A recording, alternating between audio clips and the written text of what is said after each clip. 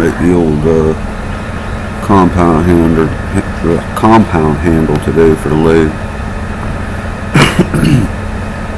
We're on the 16-inch sharp, so not too bad of a lathe, pretty nice. So I'm just facing it off here. It's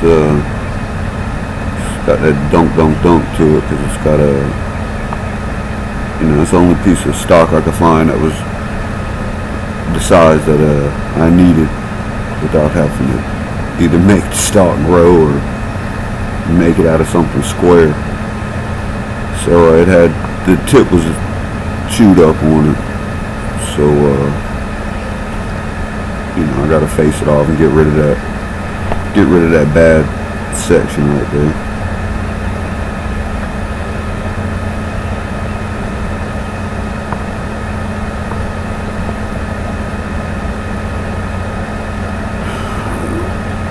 Clearly drilling a hole, right? So this is gonna be a counterbore right here, and the drill bit is undersized, and then I'm gonna come back with an end mill. It'll clean a little bit up on the edge and put a flat bottom in it. I really should have faced it to size first.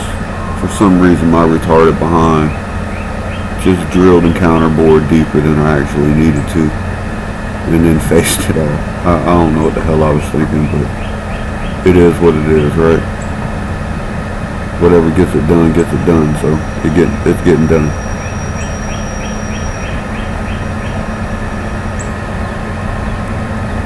So there we're on that. We're taking the drill point out now. That's why the chip got bigger. When we first went in, you got that thin chip coming off of it because it's just it's almost acting like a reamer at that point. It's just cleaning up the outside edge.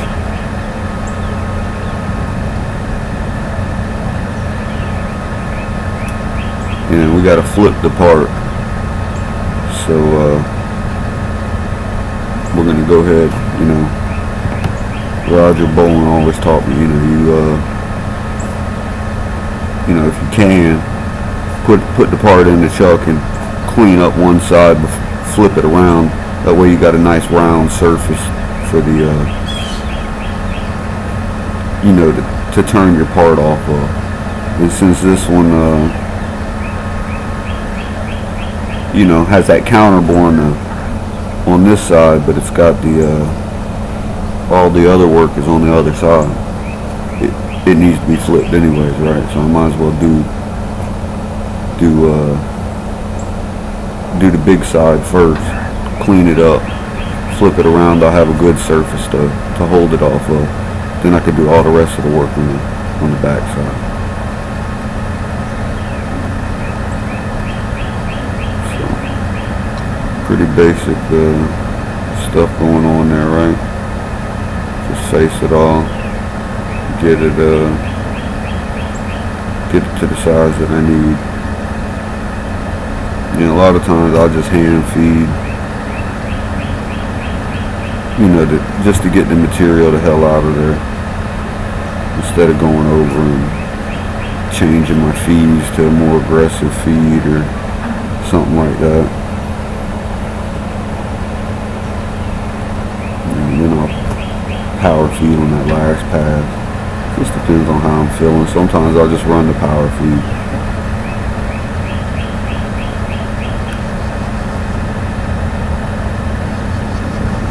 Either way, as long as you get the work done, you can get it done in a relatively quick manner. I guess it don't matter how the hell you do it, right? That's why I try not to tell people this is how you need to do something. Just tell them this is how I do it. And you can do it however the hell you want to do it. If it works for you, it works for you. Unless you're just doing it wrong.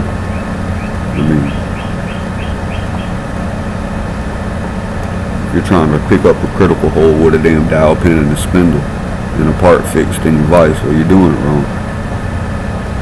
you're trying to pick up a hole with the 10,000 tolerance, well, that probably worked just fine.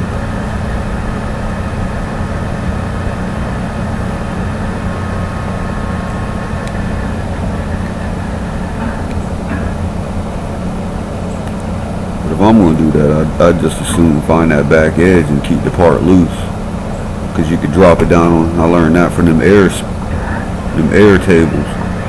You know, we dropped that pin down on them and just had the whole table floating on air, and it just floats itself right to the center of that pin. Then we'll let the air off of it, lock the table down, throw the indicator, or not the indicator, the machine level in there, and adjust level in both axes. Okay, so there you go, one side's done. The counterbore and all that, so now we're going to flip that thing around, start to work on the other side.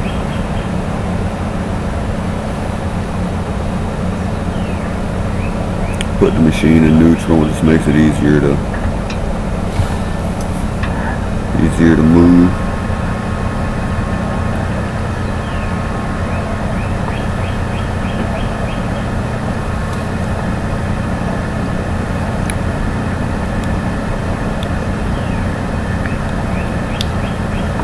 Again, that was all, I don't know, some dumbass cut that on a saw apparently, because it was all kind of, looked like they cut halfway through it, took the saw out, flipped the part around, and tried to line the cut back up. I don't know what the hell was going on there, but whatever.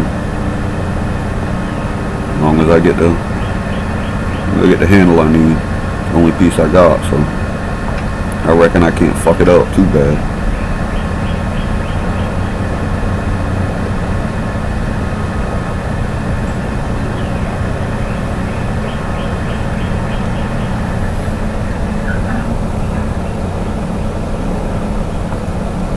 So I'm going to try and work out the stringy ass chips, because I'm running the power feed now. You know, I always hear you know, if it ain't breaking a chip, either throw more feed at it or back off the RPM. Right? So right there it got a little bit better. What I did there was I backed off the RPM, right? So it was a little bit better, but not quite what I want. Just because I don't want it welding to the tool. It ain't that you can't manage the stringy chips. It just, you know, you're just getting the tool all hot and shit. Part all hot.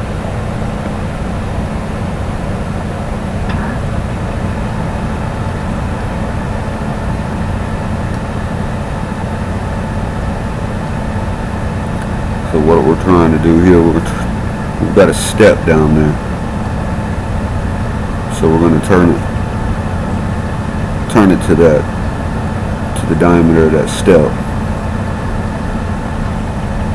And I think it was Tom Lipton I learned it from. I don't remember who it was. It was definitely on the internet though, but or on YouTube rather. Either Tom Lipton or Adam Booth, one of those guys. You know, leave some meat on that backside. Turn to your OD, and then come in and clean up that back shoulder. In this case, though, I wound up having to go with a parting tool because the nose radius on this insert was too much of a nose radius. It was leaving obviously it was leaving that radius at the end of the cut.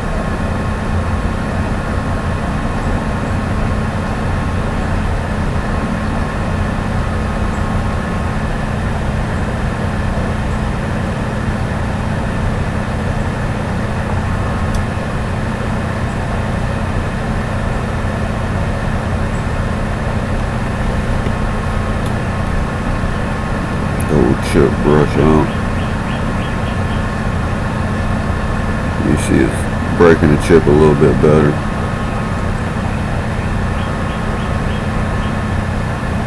Not near as stringy as it was till it gets to that back side, and that, you know, you got more meat there because we're leaving meat on that back side. So it's either you don't go quite as far each pass, or you come right up to that shoulder.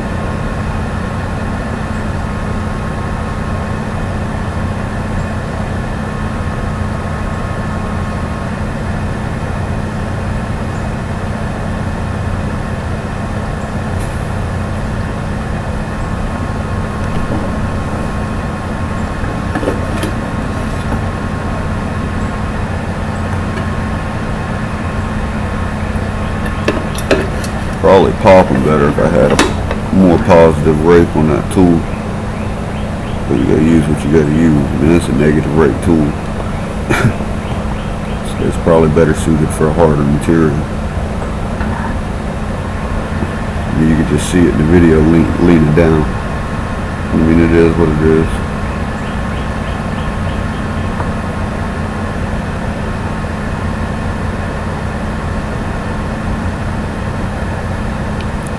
Right there, that's when I'm on that back face. So I clean it up with that and come to the conclusion that that radius ain't gonna work back there. I gotta get rid of that radius. Cart before the horse, maybe we'll get there.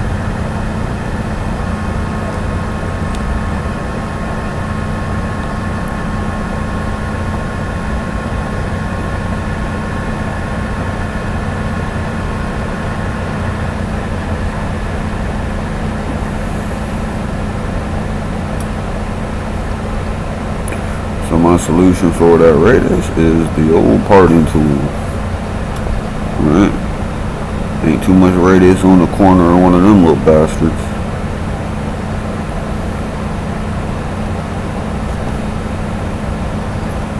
So I gotta swap it out. Of course the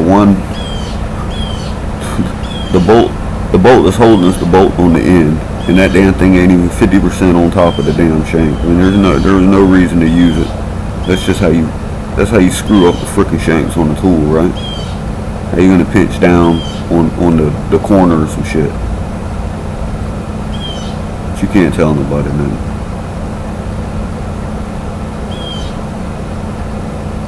I mean, you just look at a tool and see where it's happened previously. I mean, you shouldn't even have to be told. You can see what it does, right? Look at it. It's right there in front of you. Look. Open your eyes and look. You'd be amazed what you can learn just by opening your eyes, right? Look around you. What's that dude on that machine next to you doing? You know what I'm saying? How'd that old dude just set that part up? Just look at him. I worked for a guy once doing landscaping. Jerry, one of the best bosses ever. You know, didn't pay much, but he believed in a fair day's wage for a fair day's labor, right? Good guy. Worked the piss out of you, but he was a good guy, right? And he once told me, you know, when I first started, I was on the edge. And he's like, by the time you start running this weed eater, you should know how to run the weed eater just by watching him run the weed eater. You should know the pattern. You should know where you need to walk. You know, that's kind of the way I figure if everybody knows what they're doing, nobody needs a boss, right? Nobody needs to be told what to do if you know what to do, or you know when you need to ask for help. You know when you're in over your head, then you go to somebody you think might have a solution. But other than that, if you know what you're doing, man, we don't need to talk about it.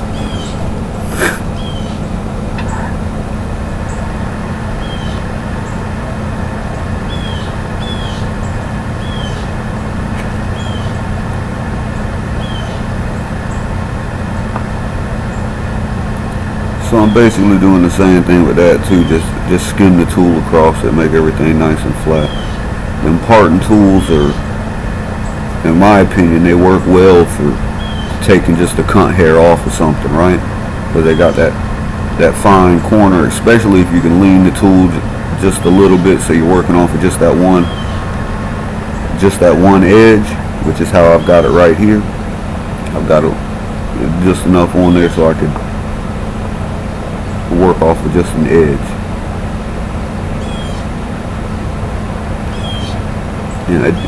it'd be almost like using a real sharp, finely ground high-speed steel tool. Carbide just has a nose radius. More so when it's been stamped, or I guess that's how you'd say it. Stamped carbide, where it's just pressed out, I reckon. And then you got to have a radius on them dies. You can't get the die to release if it doesn't have the radiuses and the draft angles and such. I mean, I guess you can make multiple piece dies, but I imagine that'd be a lot of work trying to cast a whole bunch of freaking inserts. That's small.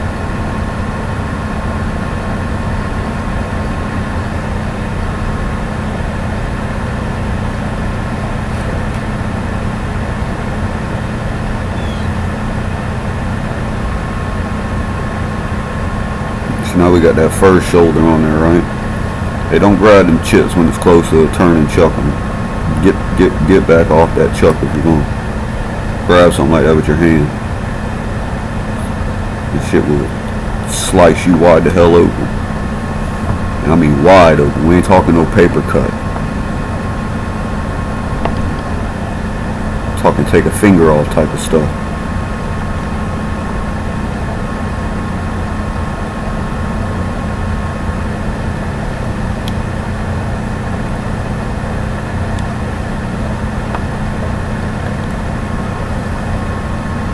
I see guys reach up in there all the time and grab something.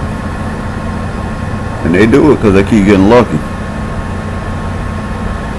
At some point though, I mean, you're going to do it right up to the point where you stop getting lucky.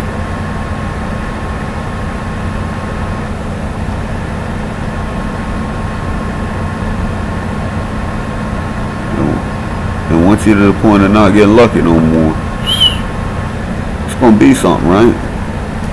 Like guys wearing gloves on a lathe. Not rubber gloves, but like leather or something. You're a goddamn fool. I shouldn't wear no wedding ring. I got a bad habit of forgetting to take my wedding ring off when I'm working on something. Working on the lathe, rather. It's a bad habit. I've seen dudes lose their whole, well, I ain't seen it happen, but I've seen pictures of dudes lose their whole fucking ring finger. That shit ain't cool. Excuse my French.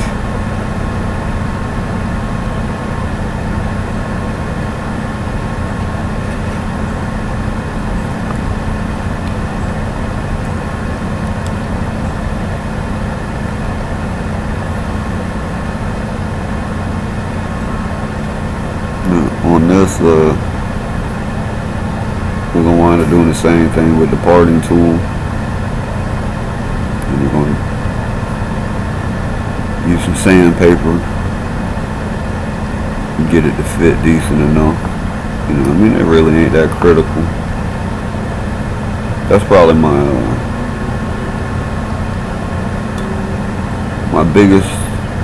biggest downfall. Well, I ain't gonna say my biggest, but one of my biggest downfalls is I'm trying to hit the number right.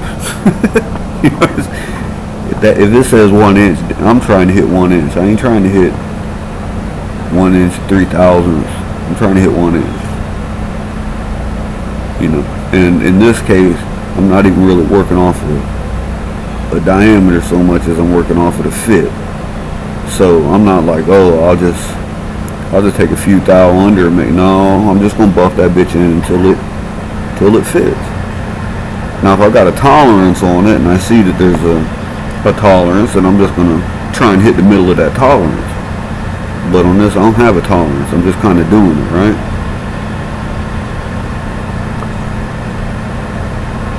So we're putting a groove in it right now. There's a little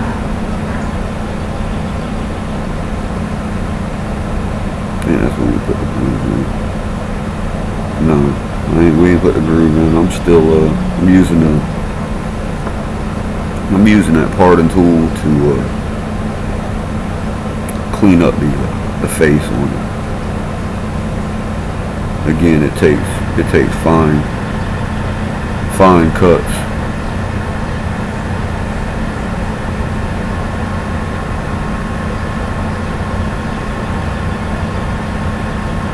And you see how fine that string is coming off of there. I mean, you may be able to do that with regular carbide too, but I was just always told you're supposed to be taking you need to be taking the radius of your tool, right? I mean, if you got a 30 thousandths tip on there, you got to be, you got to be in the center of that radius. You can't be right up on the tip of it. So that means you got to take a cut. You can't pussyfoot with the carbide, especially.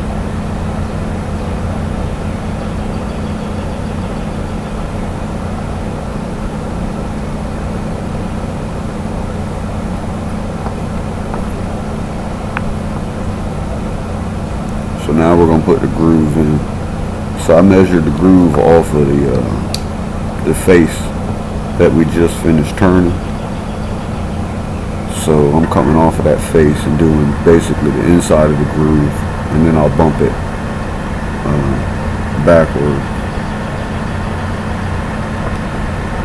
And I did that because it's not to length yet.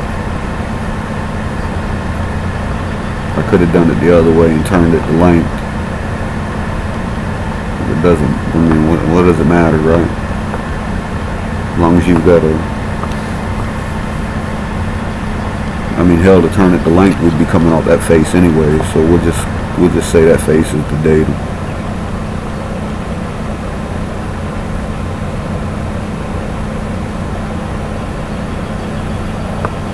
So now we're bumping it over for the other side of that groove. When I do the groove, I usually take, like the first one, when I go in, I won't go all the way to depth. I'll go almost to depth, then bump it over, go to depth, and then use the parting tool and come across it and out to make sure that the whole bottom's right. It's, consistent.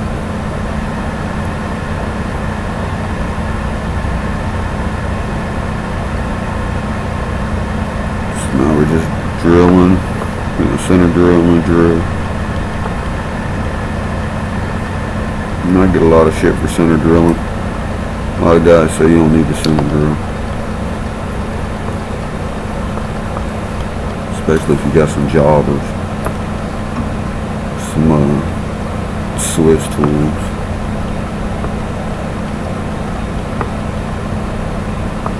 I'm just going to use the parting tool to clean up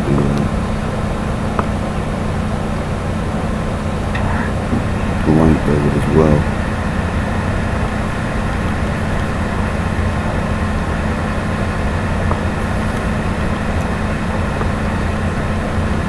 Nothing fancy, just some old rudimentary machining.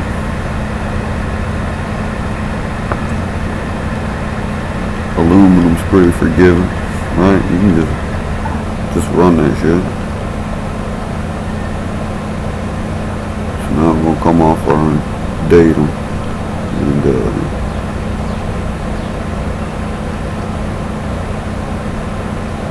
clean it up.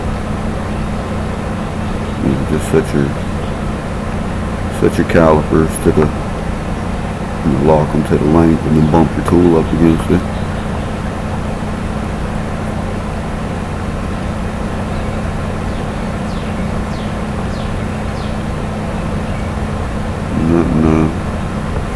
Nothing overly complicated about it, right?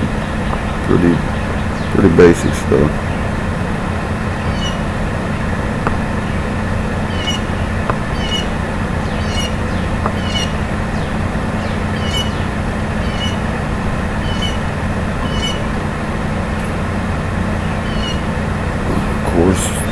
Break that edge a little bit.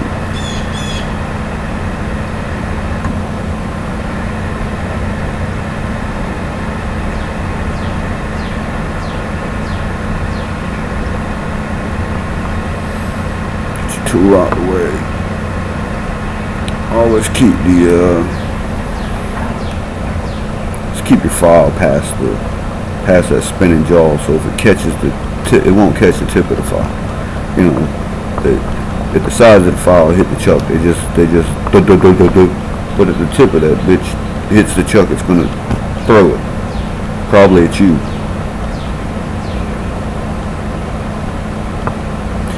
Now I took it out because I thought we had a broach that was gonna work, but clearly we did not have a broach that was gonna work. So we're gonna put it back in the machine and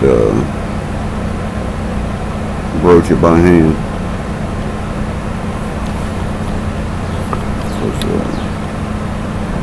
That's how you gotta do it sometimes, right? And so basically I just found the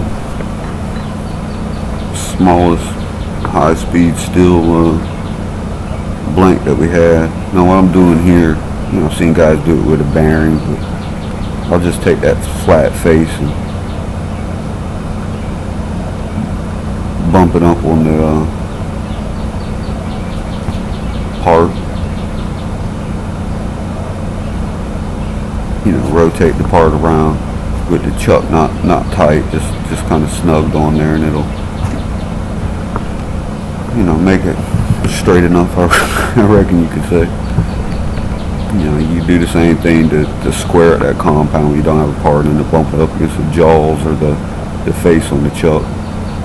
You know, with the nut kind of loose, just let it square itself up. So as you can see, I'm using a bigger piece of high-speed steel as a shim. So I found a little piece of high-speed steel here, and I just, you know, it's a little bit too wide, so I just went over and put some side relief, you know, some front relief, and some relief on the top. Basically just relief everywhere except the bottom. And now I'm putting it in with the cutting edge towards the back of the machine, and we're going to just broach this keyway on the side of the damn handle. You know, and I just took the old knob over there and ground this bit until it fit that slot.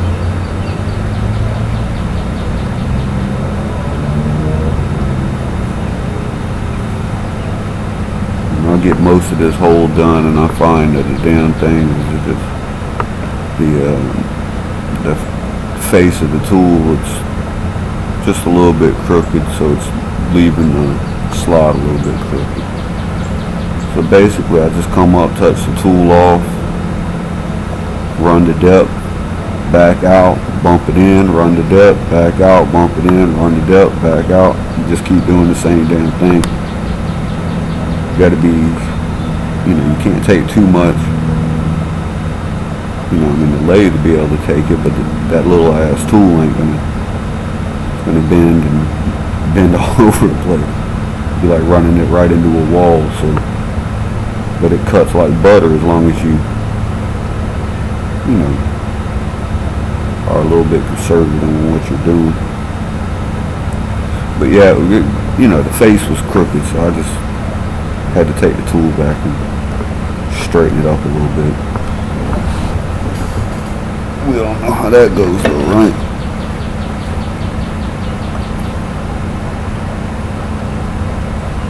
This shit was easy, everybody would be a machinist.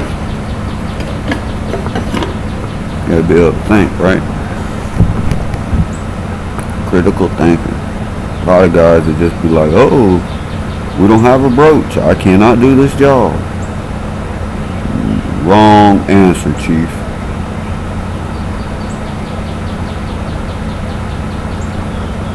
I need a little bit more length. I didn't have it sticking out quite far enough, so you pull the tool back out. Or not back out, but pull the tool out some so you can, or it can go all the way to depth.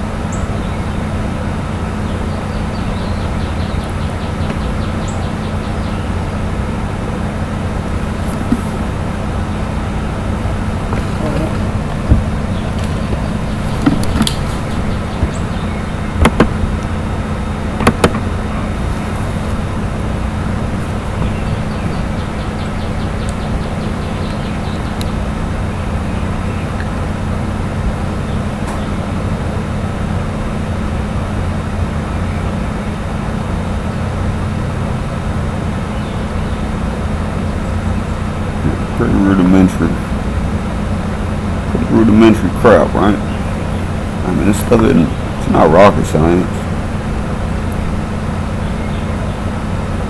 A lot of this just comes down to critical thinking.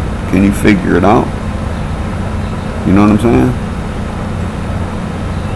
And sometimes you just ain't got a playbook. You just got to figure out a solution. I mean, of course, I didn't invent this. I've seen other dudes do it on YouTube. I don't remember who, but they've been doing it for a long time. You just got to get antiquated. And technology's great, but buddy, when you ain't got the right technology, you just got to come up with something, and it's usually going to be a simple solution.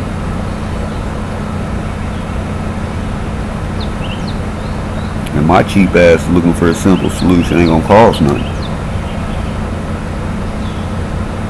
I ain't got the money to be buying those special broaches to broach one damn keyhole.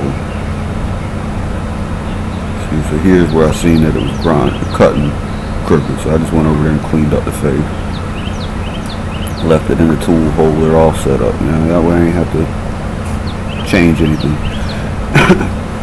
You know, of course I have to come in a little bit to compensate for what I just ground off of it, but other than that, it's where it needs to be, right? In theory. Everything about machining is theory. Till your part's good, boy, that's it. Hey, ain't nothing but a theory in the chuck.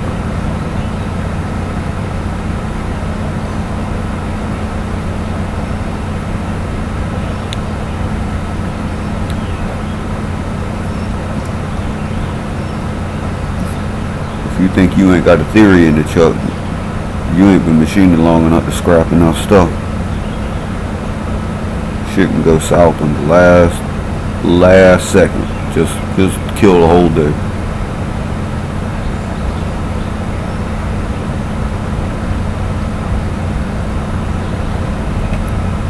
So what I'm doing there is I'm measuring the OD, or excuse me, I'm measuring the ID of the hole.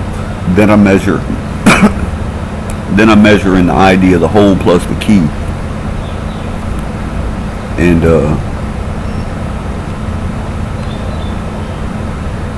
figuring out how deep I need to be. You know, just basics, add, subtracting.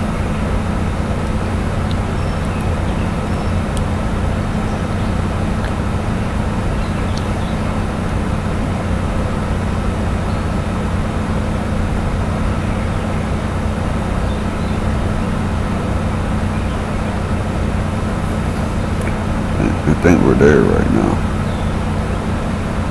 Crikey, she's a beaut.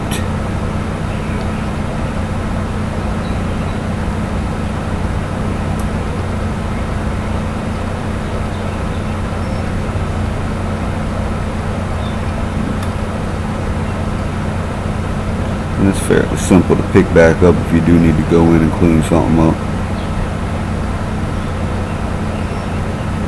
Unless you're just a dummy, you ought to be able to get that. The tool only goes in the slot one way, and it's gonna hit the wall if it ain't in that slot that way, right?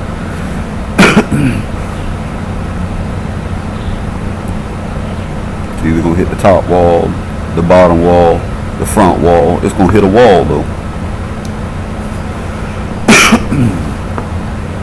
And you can feel that it hit the wall, even if it'll cut right through that wall. You know before you even start cutting it, it's on that wall. So I believe that that's about it right there, guys.